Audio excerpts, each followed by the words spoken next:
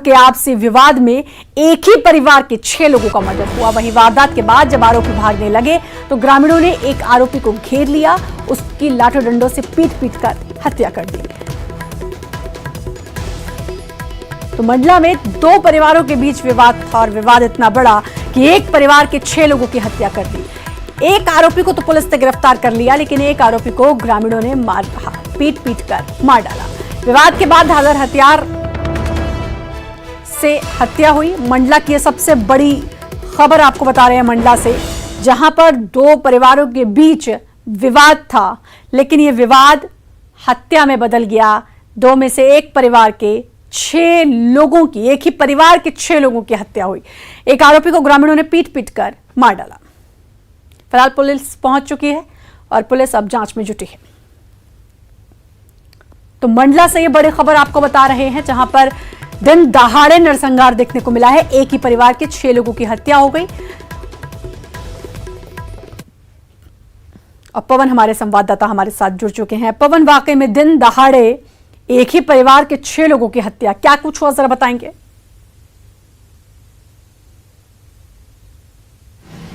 जी बिल्कुल जी, ये जो जघन्य वारदात हुई है ये मनेरी गांव में हुई है, जो जबलपुर की बॉर्डर पे है, मंडला जिला लगता है। जबलपुर मंडला के बीच में ये एक बड़ी वारदात हुई है, जिसमें 2 लोगों ने, एक ही परिवार का ये विवाद था, जमीन और संपत्ति का विवाद था, जिसको लेकर के जघन्य वारदात को अंजाम दिया गया। और इस विवाद की परिणति में 6 लोगों की मौत हो गई एक परिवार के। वही दूसरा जो आरोपी पक्ष है उसमें एक आरोपी की भी मौत हो गई है। ग्रामीणों ने उसे जब पकड़ लिया तब उसकी पीट करके हत्या कर दी।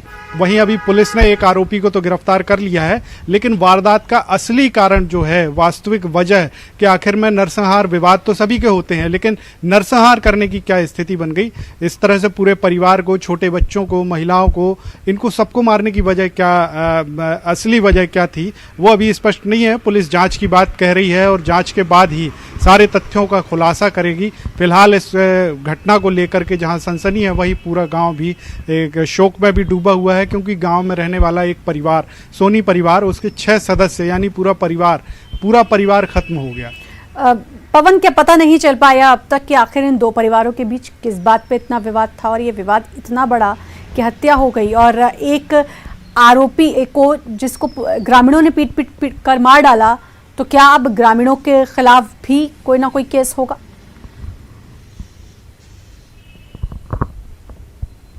देखिए, फिलहाल तो ये एक तरह से देखा जाए अगर, तो जो आरोपी को पकड़ा है, गांव वालों में चूंकि आक्रोश था, छोटा सा विवाद, पारिवारिक संपत्ति का जो विवाद होता है, अक्सर लगभग हर दूसरे घर में इस तरह की समस्याएं होती हैं कि कहीं भाइयों में तो कहीं पिता पुत्र में, माँ बेटे में, इस तरह के झगड़े होते रहते हैं।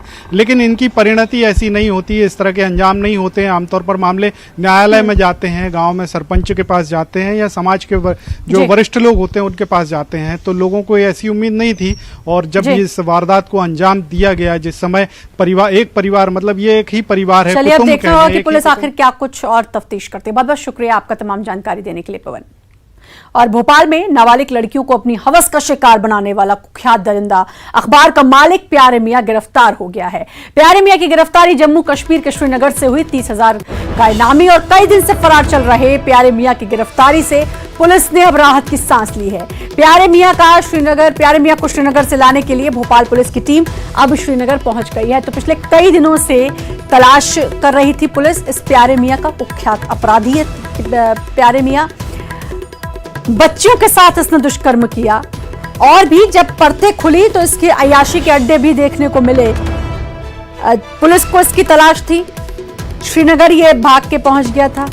अब पुलिस ने ढूंढ निकाला है और मध्य प्रदेश की पुलिस पहुंच गई है श्रीनगर इसको लेके आने के लिए।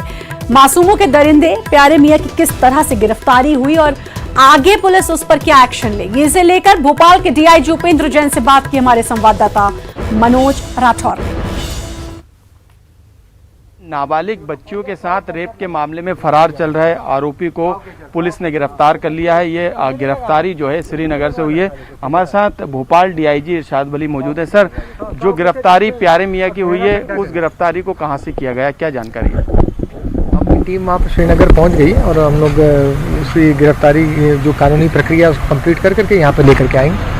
सर, किस तरीके से पहुंचा, कुछ अभी डिटेल आ पाया है, कैसे वहां तक श्रीनगर तक गया? जो जानकारी लगी थी मैनुअल इंटेलिजेंस के हिसाब से कुछ लोगों ने बताया था, उसके अनुसार जो अपनी टीम रवाना की थी, लोकल पुलिस की सहायता से उसको लोकल पुलिस को इन्फॉर्म किया गया था, उसने डिटेन किया। हमारी टीम भी साइमल्टेनियसली वहाँ पहुँच गई है और जो अपनी प्रक्रिया है लाने की, उसको वहाँ कोरोना टेस्ट वगैरह होना है और बाकी जो प्रक्रिया है वो करवा करके फिर लेकर के आएंगे। कब तक आने की संभावना है आरोपी की भोपाल? कर रहे हैं कि वो कल तक हो जाए। बिल्कुल, आरोपी जो से पूछताछ की जाएगी, तमाम तरीके के जो सवाल उठ रहे हैं, जो तमाम तरीके के सवाल सामने आ रहे हैं, उसका जवाब इस आरोपी से लिया जाएगा। कैमरामैन मोहसिन के साथ मनोज राठौर, न्यूज़ 18 भोपाल। और मनोज जुड़े हैं हमारे साथ, हमारे संवाददाता। मनोज, अब कब तक आरोपी को मध्य प्रदेश ले आया जाएगा?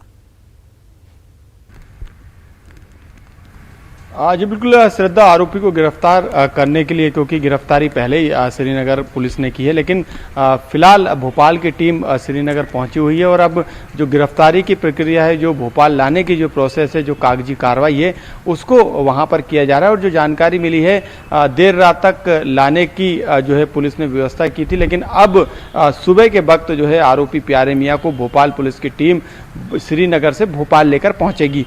कई तमाम तरीके के सवाल हैं कि आखिरकार इस रैकेट के पीछे कौन कौन सफ़ेद पोस्ट के अलावा जो बड़े रसूखदारों का नाम सामने आ रहा था श्रद्धा, वो कौन कौन है। अब ये सवाल का जवाब जो है प्यारे मियाँ से पुलिस उगलवाएगी।